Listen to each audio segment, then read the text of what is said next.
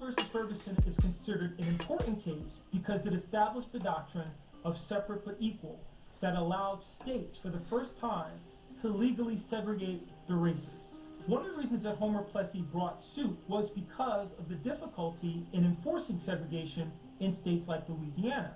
Louisiana had a large mixed-race population, making it very difficult to determine where the line could be drawn in terms of separating the races. The doctrine of separate but equal that grew out of Plessy versus Ferguson became the standard for all segregation ordinances after that decision. Despite the Supreme Court's ruling in Plessy versus Ferguson in 1896, the first municipality or city to pass a residential segregation ordinance was Baltimore, Maryland in 1910. The Supreme Court's landmark ruling in Brown versus Board of Education in 1954 ultimately was the death knell for the doctrine of separate but equal established in Plessy versus. I'm Ron Miles. I'm the president, founder, CEO of the RJY Chick Webb Council.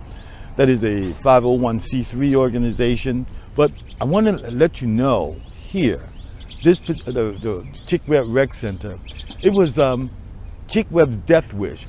Although we had a lot of stuff going on here in Baltimore, you know that the center's public facilities didn't get desegregated until about 1954. But the black community was definitely up in arms. So the YMCA and the city of Baltimore financially couldn't put a public recreation center for blacks in Baltimore. But it was Chick Webb's death wish, in that what he has said to Dr. Ralph Jonathan Young, because all of the philanthropy that he had done up in New York, he indicated that he wanted a place for black kids in Baltimore.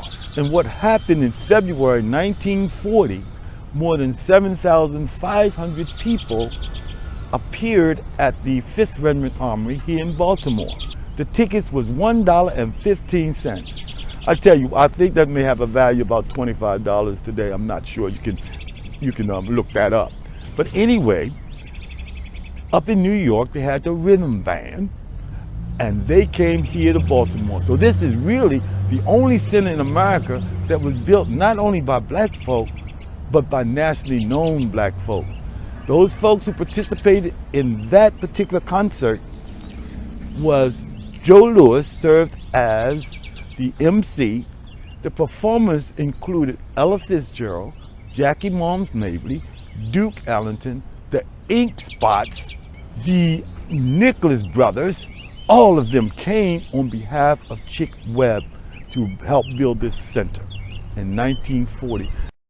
Now here's some historical footage from those artists who helped raise funds for the Chick Webb Center.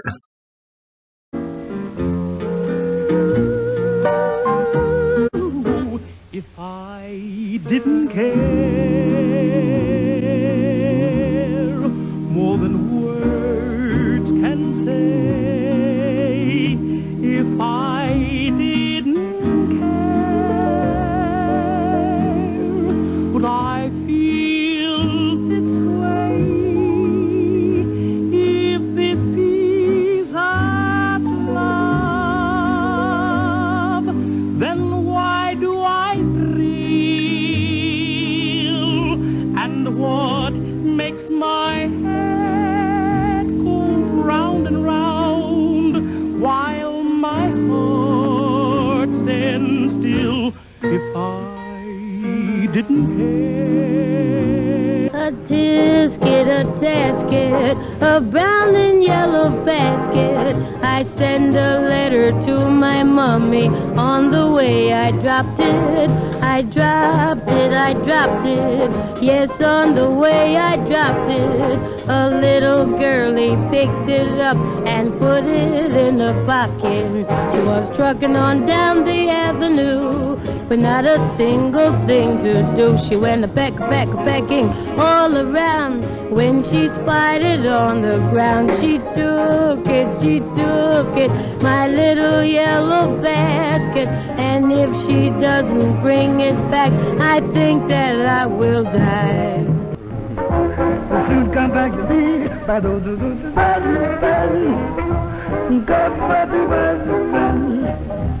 Search of my love, babe, by sun the sky, oh, baby, give me mine, baby, baby, open song, for another,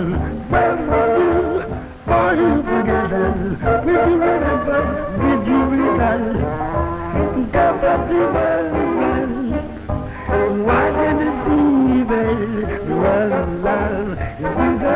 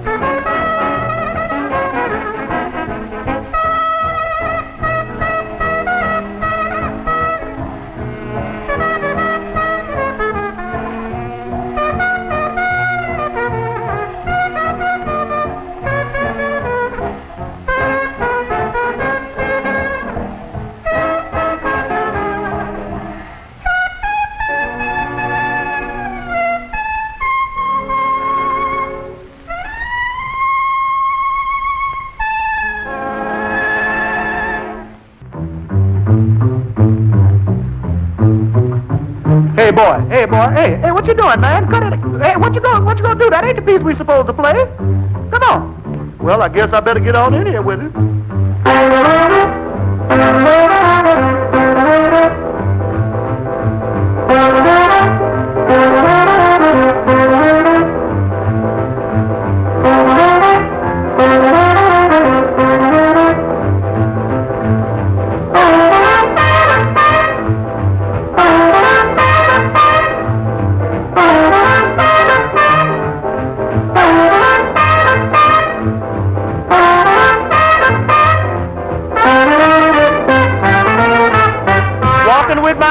She got great big feet.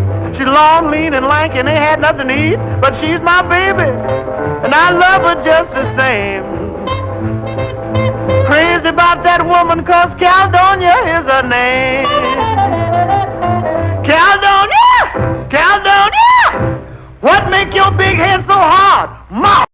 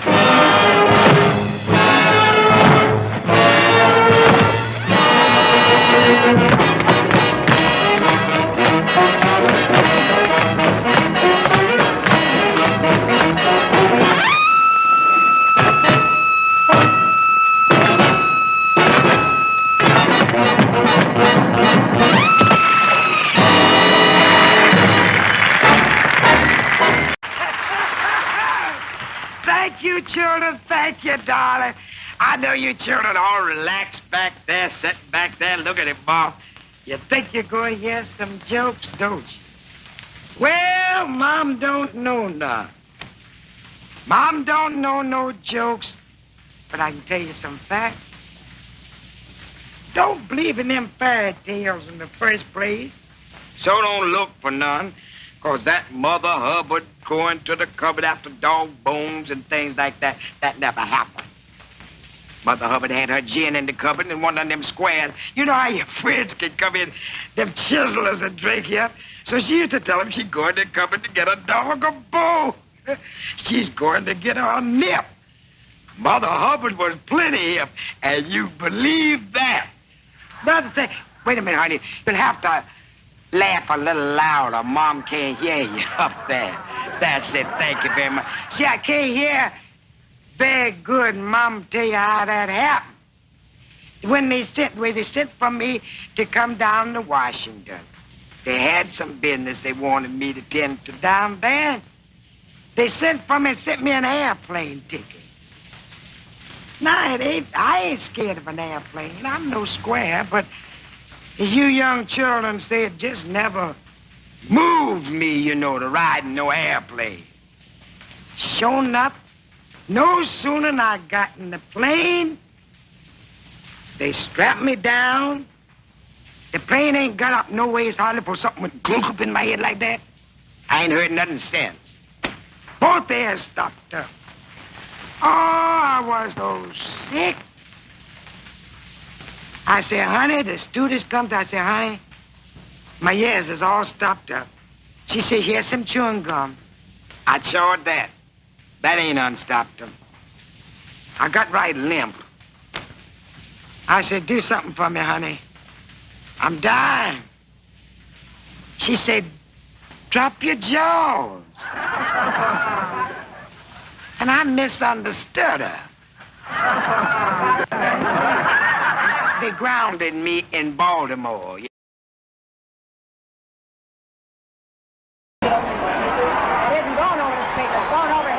James J. Braddock. Joe Lewis.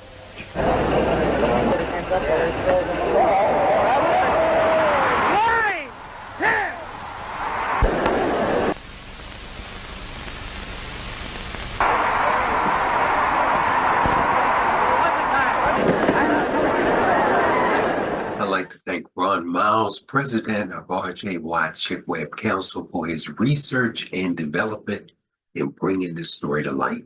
I'm Wayne Randall, producer of the Life, Legacy, and Wish documentary of William Henry, fondly known as Chick Webb, along with my fellow producer, David Murphy.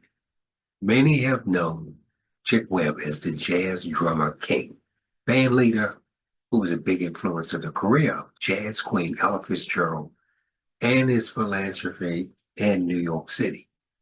Few know of his indirect philanthropy and legacy in his hometown in Baltimore, Maryland. Chick's wish was to deter youth from the life of juvenile delinquency to become good citizens.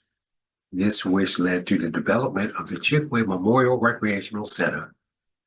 Baltimore's recreational facilities were white only until desegregation in 1954. The Chick Webb Memorial Recreational Center's idea began in 1938 and was completed in 1947 over an 8-year venture guided by Dr. Ralph Jonathan Young and a recreational committee consisting of prominent Negro professionals now referred to as African Americans. This is a story of the development of the recently proclaimed historic Chick Webb Memorial Recreational Center, a Baltimore City historic facility, an iconic African American accomplishment that should be elevated nationally. This is a story that keeps Chick Webb alive. This is a story of Dr. Ralph Jonathan Young's dedication to his friend. This is a story of the community learning and preventing the eradication of African American history. This is a story of past challenges and the future of the center. you will hear a series of testimonials from alumni who participated in the recreational center as far back as the early 50s. You will feel their passion, enthusiasm, and their zeal to have had a recreation center in their neighborhood where they could go. Take a listen. You know, Cheryl, when we last talked, you were telling me about the excitement you were feeling, knowing that you were anticipating at that part of the day that you were going to be going over to the center at Chick Webb. Oh my goodness. What was that like? It was, like you said, exhilarating. It was very exciting. I went to Dunbar, that was right next door to Chick Webb. Mm-hmm. They had an indoor pool that was open all year round. And I was a swimmer. So I love the pool. I love the pool. But the recreation center itself, it was busy. It was exciting. It was always something going on.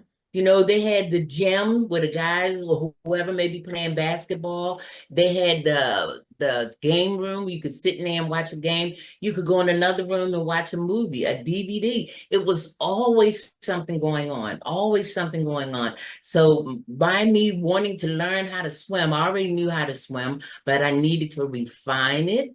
Now, while I was at Dunbar, I was on the swim team, so I learned how to refine it. But school closed at 2:30. So I left Dunbar and went to Chick Webb. I'm saying like 3 days out of a week. Me and my brother, who is no longer with us, went to Chick Webb. He went to play basketball. I went to go to the pool, and I spent lots of time in the pool. Cheryl, was the program at Chick Webb, was that a comprehensive program where they had various activities? Yes, very comprehensive. You could learn how to box. You could learn how to play ping pong. You could learn this is between 1974 and 1977.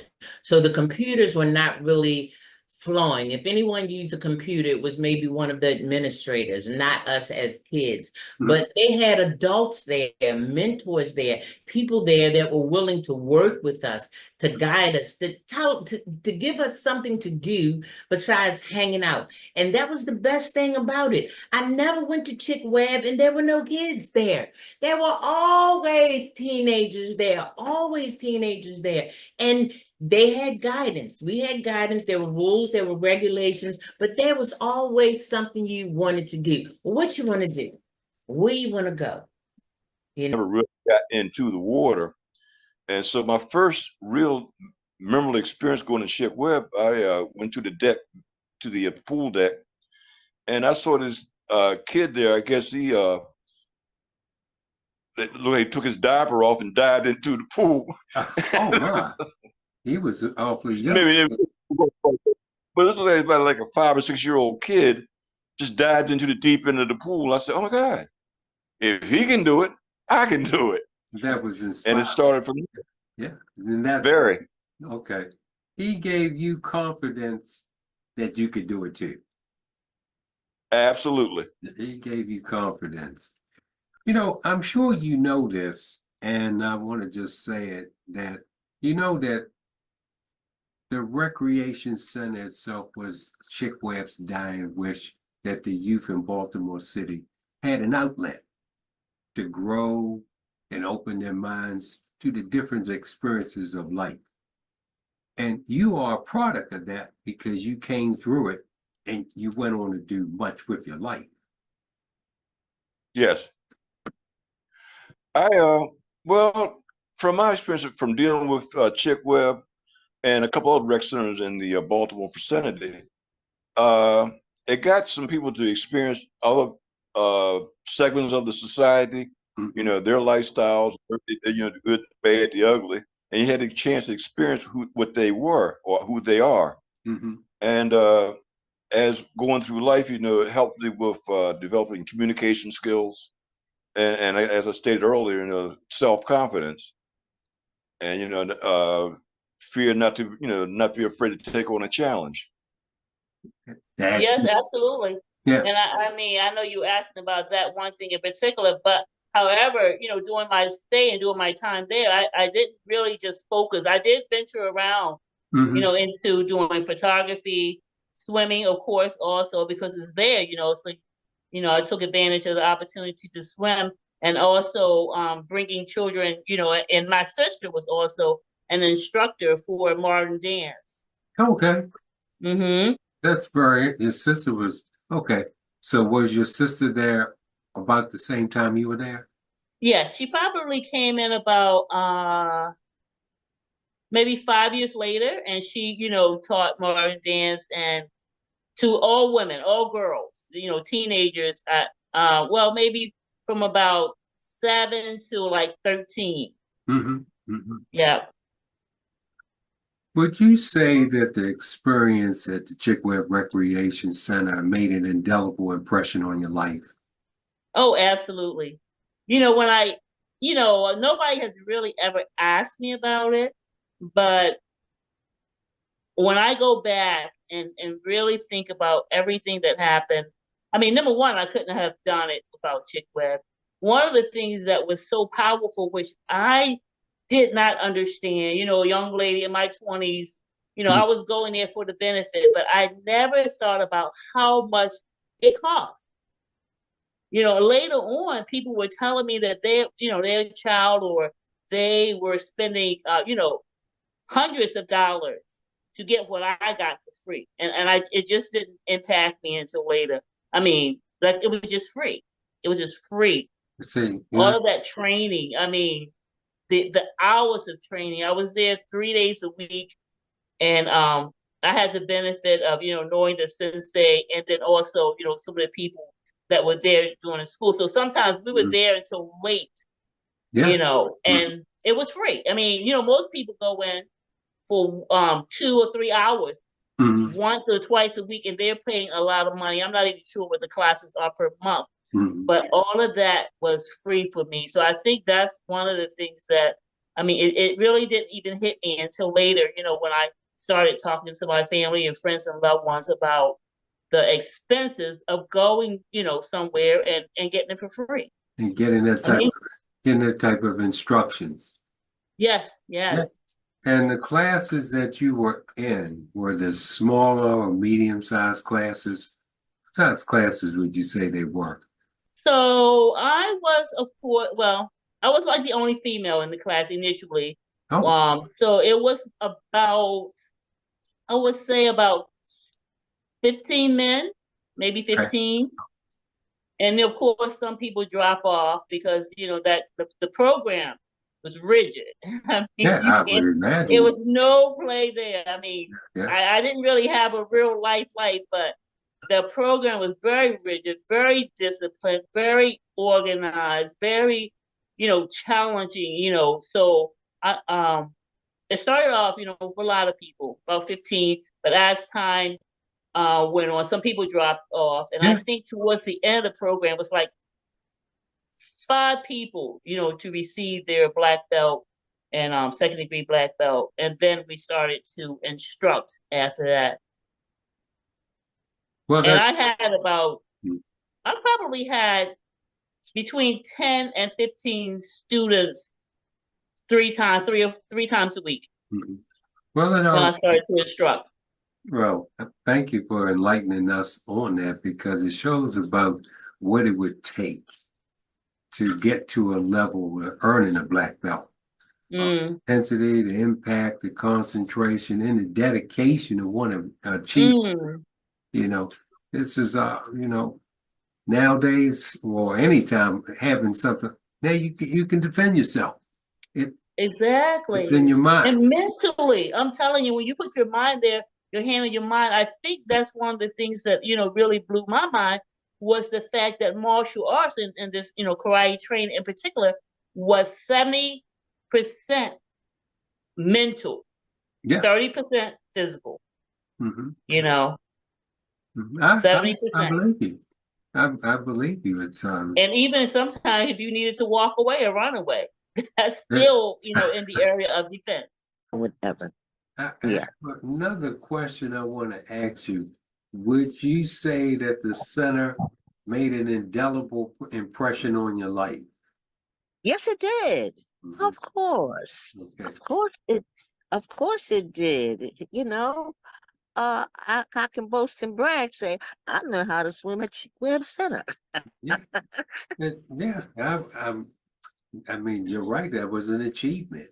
Yes, You know how to swim uh, and save your life. there was a big achievement. Not only was it a big achievement, it taught us not just to swim, all the other things, you know, the backstroke, the butterflies, all that other stuff. They taught us all these type of things. So when I see these things at the Olympics, and I say, I used to do that. I used to do that. You Yes. know, Mhm. so sure. All It of those, reminds me of my youth, yeah, all of those you things, know. confidence builders. Of course it yes it did. Yes it did. And I was very pleased with myself, you know. And not only that, they gave you if you qualified to win one, you know, little trophies and Hmm. everything. Hey, I pat myself on the back. I did that. I did that at Chick Webb Center, you know. Where else was I going to learn how to swim? Well, you were Huh? right there to be a part of this opportunity and a part of the legacy of what he wanted Yes. for youth at that time during that period. That's what he wanted. And that's really what this is about, to talk to alumni, participants, and people who came through like yourself and many others that got something out of it, and you went on with your life and lived a full life, had a career, whatever else Yeah. with your life. Now, here's a Yes. question. Are there people that you ever run into that were part of that era that you see now? Uh, I can't say I can't say I really I can't say I did Okay. really. Yeah. I mean, that You was know, quite a long time ago. yeah, that was years and years ago, 11 years old. And see, with me, 11 years old, I was just trying to be young, which I Yeah. was, Yes. You know that and old had some adage, and yeah. had something positive. You know, Yes. I look forward to going there. You know, I really did. I look forward to going to a Chick Webb Center. And like I said, when you grew up in the projects, well, these days the projects is not like it is now, Yeah. but the projects then was it was good. You know, it was really good. It helped our parents to get it together, you know, to provide for us and keep us out of trouble Yeah. and whatever. They knew where we were It gave and whatever. you gave These you centers now, structure. uh-uh. Yeah, gave you Hmm? structure, gave you Yeah, they gave us structure. some abilities. Yes. Right. Structure, guidelines, and more importantly, it allowed to have the mind doing something positive with your mind and your body and your Right. spirit. Yeah. Right. So much Yes. anybody can get into some things that's uh not good to say that you want to be involved in nefarious things. But this was Right. a very positive True. experience. It was a lifetime experience. I mean, we're talking about all the way back in the 50s here. And now here it Oh, is all the way back. back in the 50s, and here it is 2024. And you having these Yes. great recollections of these memorable times that you had, you know. Yeah. Yeah. And I, I do. well, this I is, do, you know. as I reiterate, this is really what this is about, because you, yourself, and others that have come on, we just want to actually gather those experiences that tie into what his legacy was about. And we see that his legacy was flourishing and did well. and he achieved what he wanted, and young people got something out of it during that time. And Oh, here you are I look at taking this it. way. Yeah. To me, I feel as though that anyone that had participated in going to Chick Webb got something out of it. Yes. Believe Mr. Gray, you were telling me that you really enjoyed the era where you were able to join in and come to the Chick Webb Recreation Center. At the time, let's go back a bit. Those programs, what programs were you mostly interested in when you got to the Chick Webb Recreation? Well, when I got there, when I first started going there, my guess primary interest was the swimming. Later on, I got involved with ping pong, and we learned how to shoot pool there also. There were a lot of other activities, but my primary one was swimming. I'm glad you said that because, as we know, Chick Webb was a musician. He was a drummer. Correct. And that's the beautiful part about this, because you guys were a part of his dying wish that the youth in Baltimore City, as I said before, and I reiterate, would have an outlet to be able to experience the things in life that a lot of times youth in the city don't have. You know, they probably just wandering about, and you can get in all kinds of trouble. But through the time you were there, I'm sure you made friends, right? Tell us what that was about. Yeah, you made a lot of friends there. I lived in the Douglas Projects, which was about not even 1/2 mile from the center. Maybe give or take, I'll say maybe 1/2 mile from the center. And all the kids from the projects would go over to Chick Webb certain times of the day to go swimming. So a lot of my friends in Douglas Projects, I lived in Dallas Court. We would go over there. One of my best friend Charles, he would go also with me, and matter of fact, he got on the swim team also. So a lot of my high school and elementary classmates also went there. So we got closer, as it were, as we went. Thank you for that. Now, we're going to go back a little bit in hindsight. Now, this is a far reach. Do you remember what year that was? You are reaching, but let me I'm sure I'll get close with this one. Let's see.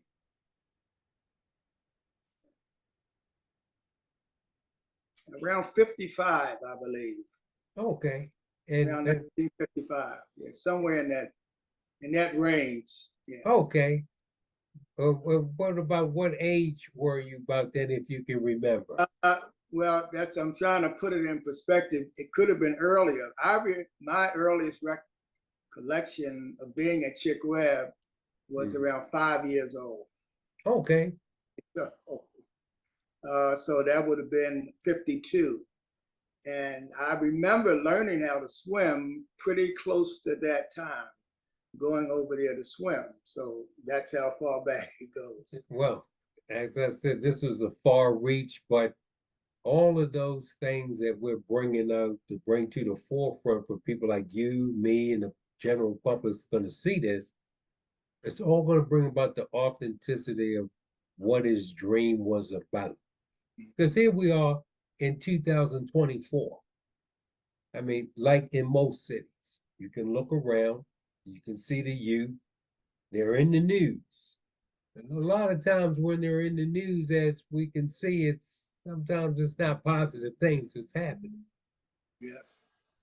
But we're living in a time where they have the outlets. But as I say, it's the mind and what's going on at home. Because if you have the, parents at home, or mother or father, whoever you have at home, say, Why don't you go down here? Why don't you do that? Why aren't you in the library? If they can't send you to a summer camp, why don't you have some place that you can go? But would you say overall, just the experience alone made an indelible impression on your life?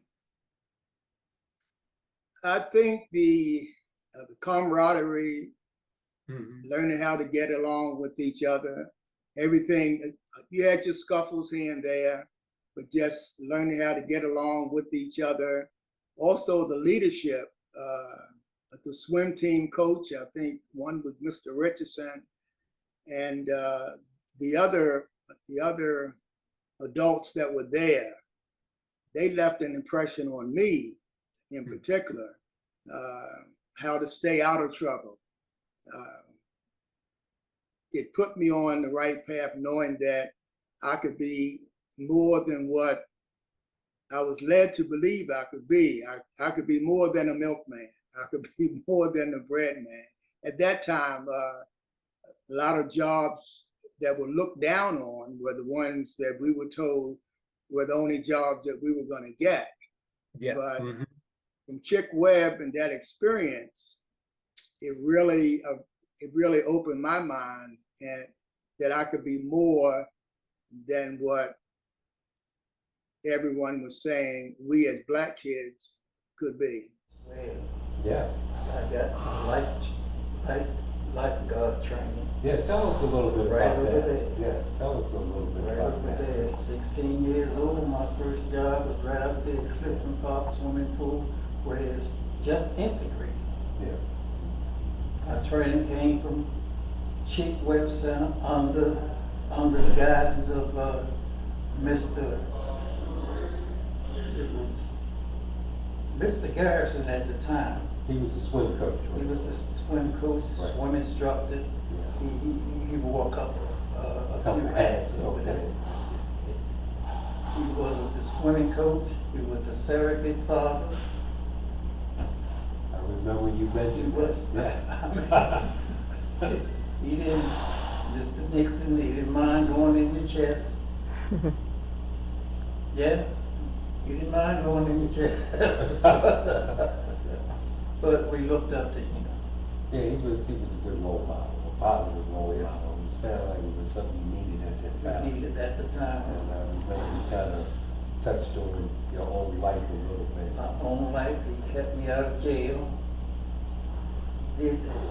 I knew the police was looking for me. He stepped in and kept me out of. Kept you on the straight and narrow. Kept you on the straight and narrow. Which, we know that any time any young people or older people get any type of problem with the police system, it's a bad thing. You got to mark with it for life, it's already bad enough. But what's happening now, what is taking place in the past and what's going on now in the future, is really good that they're revamping his memory, his legacy, and Ron Miles and a lot of other people are advocates to push to keep this dream alive, because this is where our history could be eradicated and nobody knows about it. Because people would say, well, that was 85 years ago. Well, it may have been 85 years ago, but still, what that wish or that desire or that legacy of it is still living on right now in the young people's lives today. Yeah, today. Like I said, we have young people that are participating in the Olympics right now in Paris. Somewhere 15 or 20 years before, they got some training from somewhere, I always thought, these guys you interviewed, they came after me. Yeah. A lot of them did. Most of them. A lot of them did. No, most of them, when I mentioned you, they don't remember you. You came so much earlier than them. Well, I think you said 1951. Yeah. I was looking at guys during that time, 56. Some of the guys was the whiteboard. I remember one of them was swimming at 56 Olympic. Yeah. But my cousin, Rainer Howard. Okay. Went up against him. Okay. Right up there at Clifton Park swimming pool. Okay. And how did that go? Well, he didn't beat him. Okay. But he was competitive. He was competitive, yeah. I always thought that with under the right conditions, some of them may have had a chance at the Olympics way back then. See, that's what we're talking about. We're talking about having a chance of being at the table. And see, if we don't let you at the table, we don't let you compete, nobody will know what kind of talent you have. You see, that's from golf or basketball, swimming, and any of these other sports in this modern pastime, baseball, all of them. If they don't let us at the table, they can stifle our talent or our growth. And I'm really... I'm gonna let y'all know when I came down to Northeast Market Day and I ran into an individual that was on the first swim team of a Chick Webb Recreation Center. Yes, sir. I'm gonna turn this over to you so you can talk about it. Tell them what your name is. My name is Leon Scott. They call me Chip. I was on Chick Webb swimming team back in about 1952 or 53. We were the first swimming team down Chick Webb. We were undefeated for years, you know. And Chick Webb was the place to go during the particular time. Who was the principal persons there that helped you and guided you to become a good citizen? Mr. Nixon was in charge of Chick Webb Recreation Center. Then they had Mr. Garrison, who was in charge of the swimming team. I forgot a bunch of them. So who were some of the teammates that you had that actually became good people? There was Swan, there was LV, there was Ruby Gresham, there was I forgot a bunch of them, but it's been so long. But we were young then. I was about 10, 11 years of age, but I can't remember all of them. But we had a good relationship during that particular time. It was about friendship. Yeah. Okay, so look, I'm gonna take it. We're gonna show this. Bring your face over here a little bit so we can see it. Yes, sir. And what's your name again? My name is Leon Scott. They call me Chip. All right. Thank you so much, sir. The gymnasium. Again, it's the early days. It's spring break, so I'm not expecting a lot of people in here today. But this room here, this is where a lot of athletics take place. The floor looks very good. This is basketball. As you can see, I don't know what other kind of equipment they have here. But again, this is on the second floor of the Chick Webb Recreation Center. Yep. I've spent many a day up here. Mostly we have games up in here. So we'll take another little stroll down through the hallway. Yeah, go down through the hallways. Oh yeah, this is, again, Chick Webb. And then you can see why we need to make improvements. And here's the restroom facilities. I guess this is this would be for the boys. Again, being that it's underutilized. And I went to the weight room. And then come over here. And this is the facilities for the young ladies. Or even the community.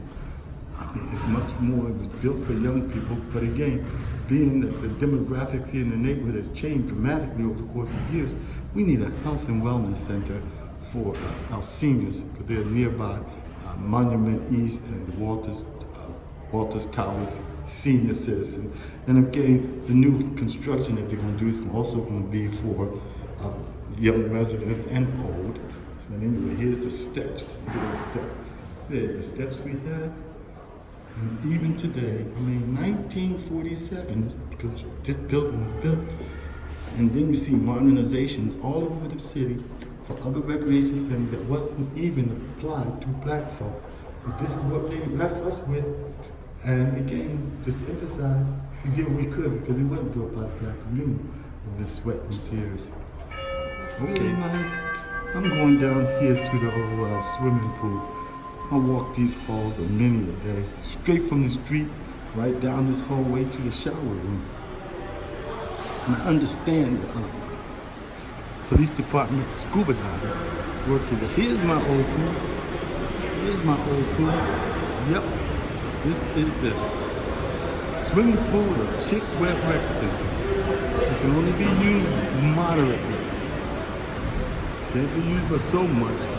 But again, just think if East Baltimore and Baltimore City had an upgraded aquatic center, not run by the Y or anything like that, but a center for us all. And here we are. Here's the old concrete steps. And we thank the city in 1954 building for adding the swimming pool to the rec center that was developed by the black folk. Oh, I always say that, but it's the truth. 1954.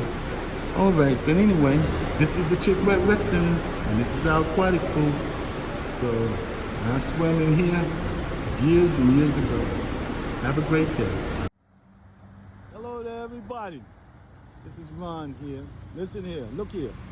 This is Chick Webb Memorial Recreation Center, under construction. Got it going on. I just thought I will share this with you, that it's coming along fine. A little behind schedule, but it's coming along. And that's what's really, really important. I'm going to walk a little teeny bit here, just so we can always see just what's going on here. Anyway, I'm kind of pleased. It's coming along really well. I hope we stay within schedule, that we'll get it all done. But anyway, it's been a long time coming, but here we go. I don't know what it's going to look like. This is just a cinder block. You know that. But anyway, here we go. The $30 million Choice Grant awarded to the Housing Authority of Baltimore resulted in a call to action for the formation of the Dunbar Coalition. The grant proposed the redevelopment of the former white segregated Perkins Project, the black segregated Somerset Project, and the former Jewish Marketplace in the Old Town neighborhood that had become the Old Town Mall. The Choice Grant was named the Perkins Somerset Old Town Transformation. The Chick Webb Memorial Recreation Center is situated within the boundaries of the PSO Transformation Area. The word came that the Chick Webb Recreation Center was proposed for demolition to be replaced by YMCA, and the historic Dunbar High School was to become a hotel. This led to Mrs. Conligand, a 1950 graduate of Dunbar High School, to pull the alarm. In April 2016, the meeting was held at the Knox Presbyterian Church. More than 50 persons were in attendance.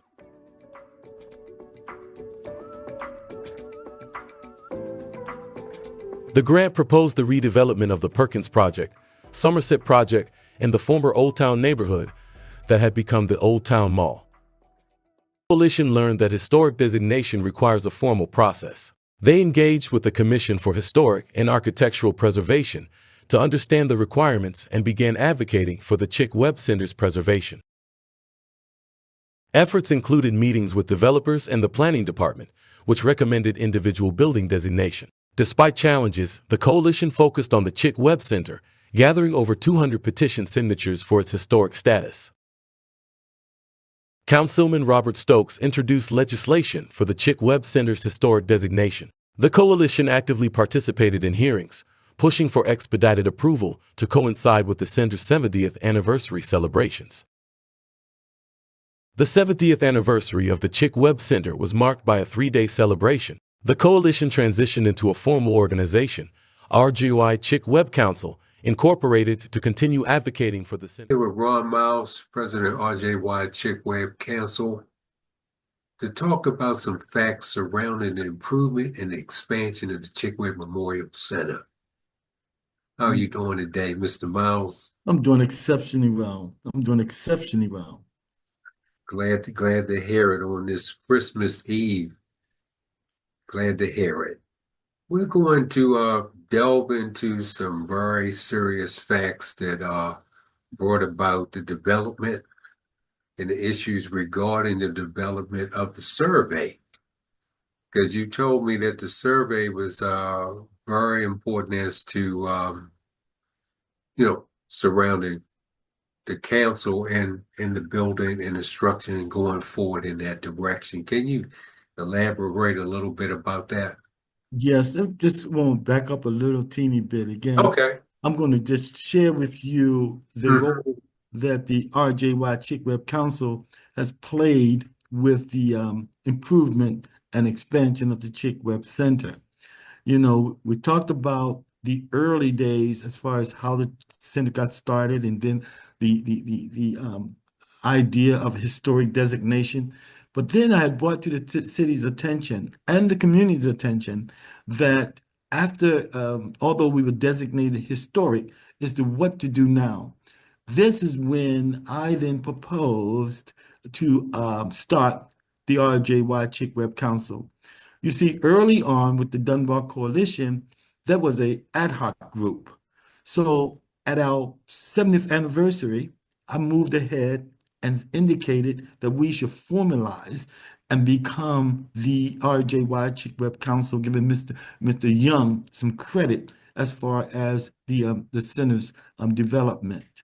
And that is where I began.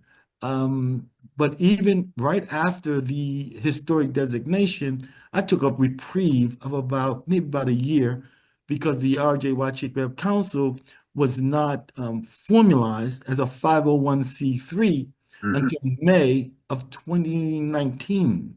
Okay. And that was the kickoff.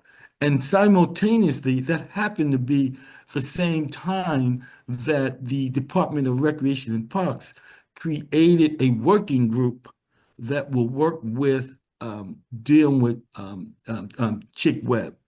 And as you had mentioned, the survey, that was one of the, prior to the survey, we did meet one time with the Department of Rec and Parks as to them formulating the working group for the Chick Webb Rec Center.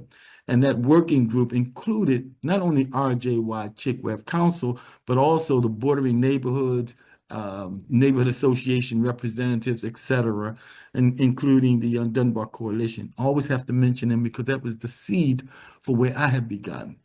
But again, we, as the RJY Chick Webb, we became the formidable organization that pushed for the improvement and expansion. So this was right at the time of the COVID. And the one thing that the Department of Rec came out with was a survey. Again, the survey is very important because once we now had designated and wanted to move ahead with the Chick Webb Center, we now look at the survey as to how the center is going to be constructed. And what the Department of Rec did was put out a survey, and I believe it was open from April of 2020 and is closed at 5/20.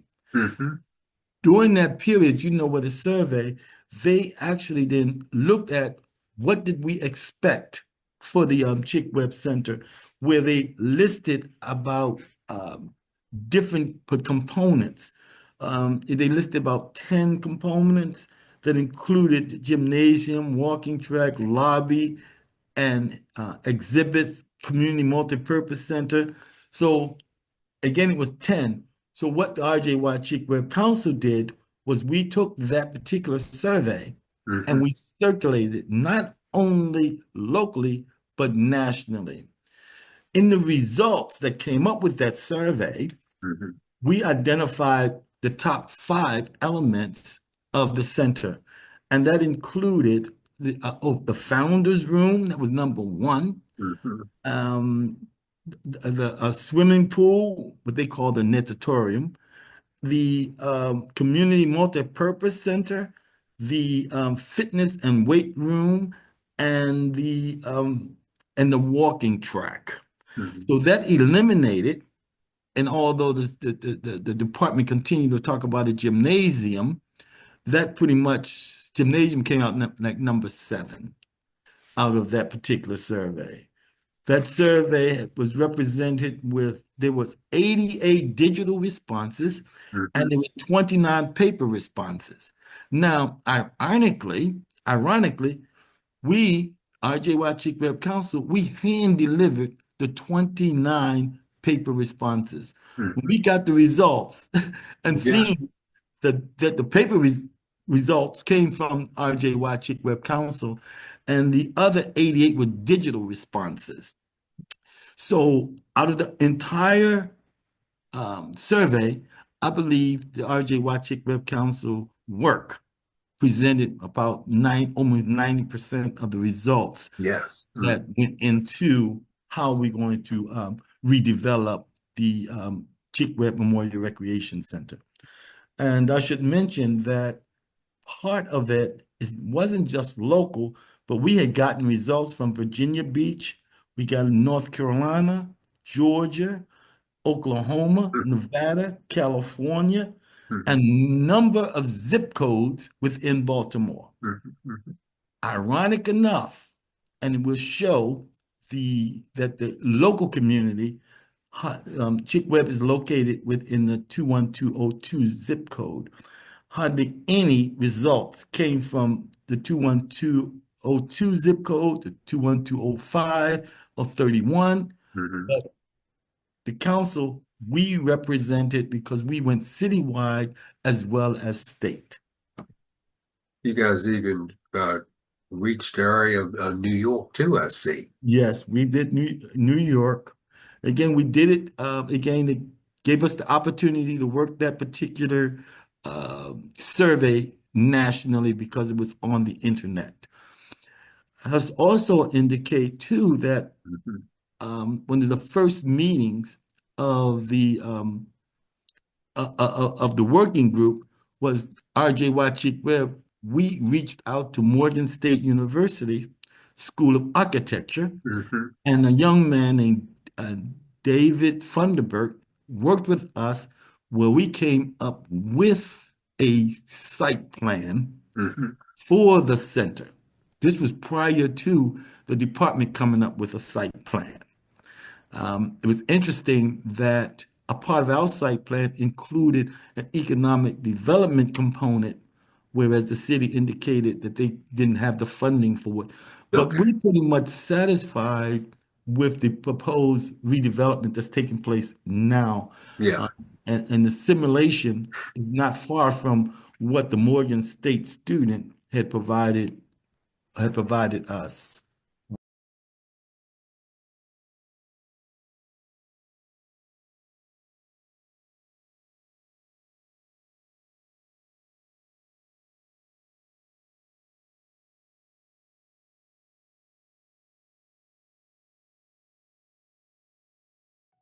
The Department of Recreation and Parks developed and issued a survey regarding the center's development. The survey period was April 2020, May 2020. The council promoted the survey via email and paper locally and nationally. There were 117 respondents. 90% were generated by the council. Of the 117, the department received 29 paper responses, all from the council that hand-delivered the survey, and results were attained nationally: Virginia, Nevada, Oklahoma, New York, and locally from East and West Baltimore zip codes. The survey resulted in areas of development: recording studio, health and wellness, the founder's room. Also, as part of the planning for the center, the council provided demographic research of the area that revealed a high percentage of seasoned residents. I'm glad you mentioned that because I have some information I'd like to bring in pertaining to what was going on at Morgan State. And maybe you can elaborate a little bit on that. Can you see that slide? Yes, I do. I see it. And does this have anything to do with the design that he proposed for the center? This is the design that the Department of Rec came up with. Okay. The Morgan sign poster is just a little different. Just a little different. But I'm happy about this particular design for the final construction, which is underway right now. It's supposed to be completed in May of 2025. Is the design from the gentleman from Morgan, this area here, this building?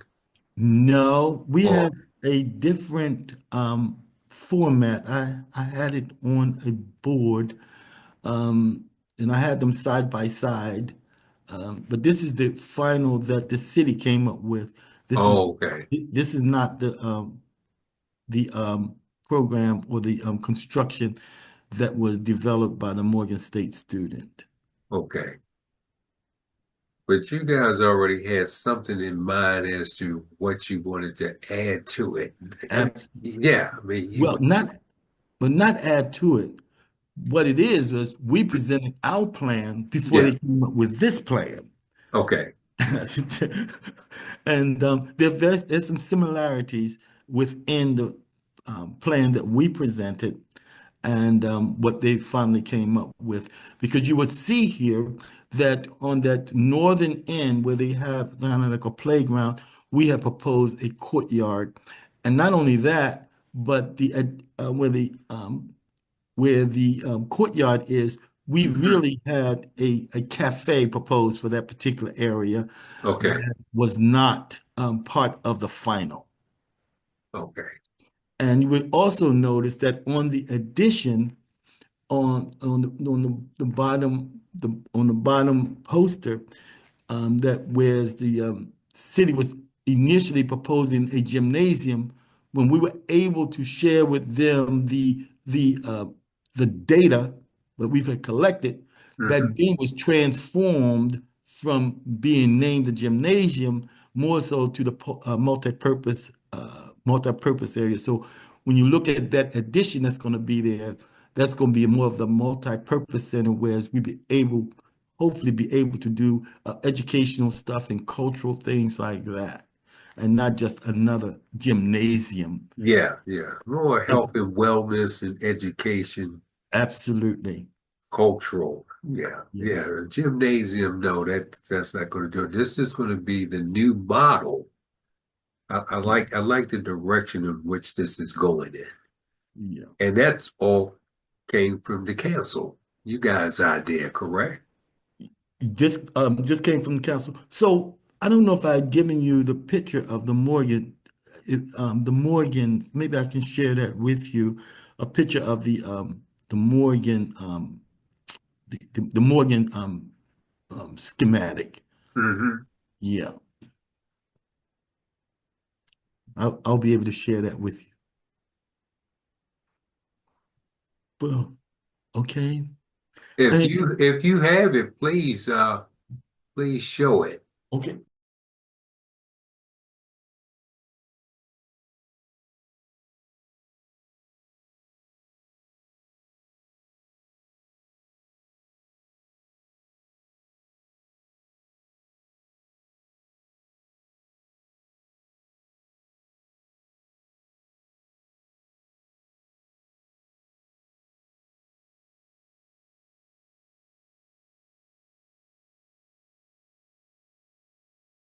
It's important to the historic Chick Webb Memorial Recreation Center is the physician and friend of Chick Webb, Dr. Ralph Jonathan Young. Chick Webb's expressed sorrow that he failed philanthropy in his hometown. Chick Webb charged Dr. Young to make a place for Negro youth to avoid juvenile delinquency and become good citizens. Dr. Ralph Jonathan Young established a recreation committee of local doctors and other Black professionals that led to the purchase of land and construction of the center prior to any financial assistance from the city. Chick Webb called on New York Rhythm Group and Joe Lewis to assist Dr. Young for the first fundraising concert. From the first concert, Dr. Young stated, "We want to prove to Chick Webb that we mean to do something for the development of Negro youth in Baltimore. We want to show that we are united to help ourselves, and the days of begging are over." Over 8 years, Dr. Young continued the quest to build a historic Chick Webb Recreation and was a contributor to equipping the center with recreation equipment. Dr. Young was the Herculean responsible for the construction for the historic Chick Webb Memorial Recreation Center and the history that followed.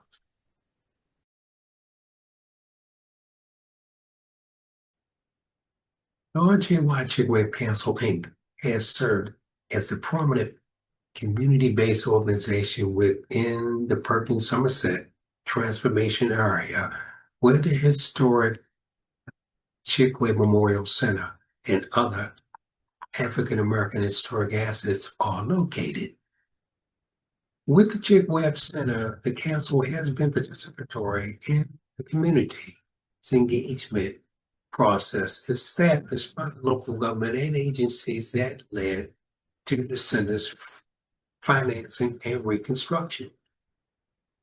The Chick Webb Memorial Center story, an iconic African American accomplishment, faced a recommendation of demolishment, but instead became known asset for the community's transformation. There is a challenge to the community to continue to promote the center for its use to maximize the neighborhood and for the center to become nationally known as a Black iconic accomplishment that may lead to economic development and tourism. The call to action is for the community to negotiate the management and operation of the Chick Webb Memorial Recreation Center. The Chick Webb Memorial Recreation Center was built by a Black volunteer community of Baltimore. Its future should be locally based. Efforts can be made by the capacity of the RJY Chick Webb Council or other Black-led community-based organizations to promote and manage the center.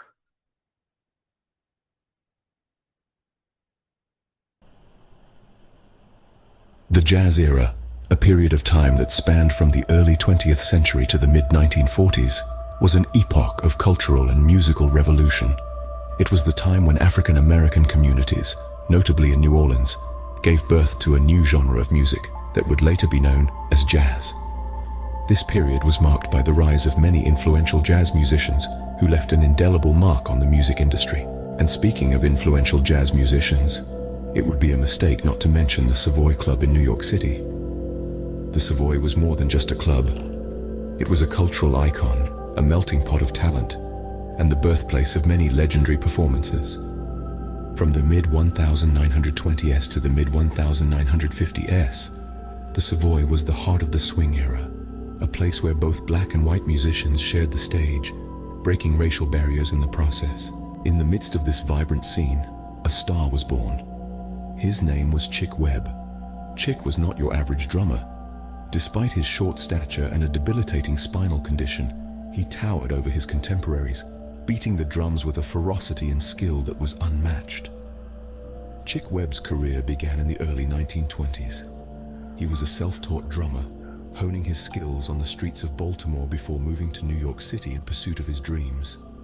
By the mid-1920s, Chick had become a staple in the New York jazz scene, performing with various ensembles and making a name for himself. In the late 1920s, Chick Webb ascended to the helm of his own band, the Chick Webb Orchestra. This marked a turning point in his career. The band quickly gained recognition for their energetic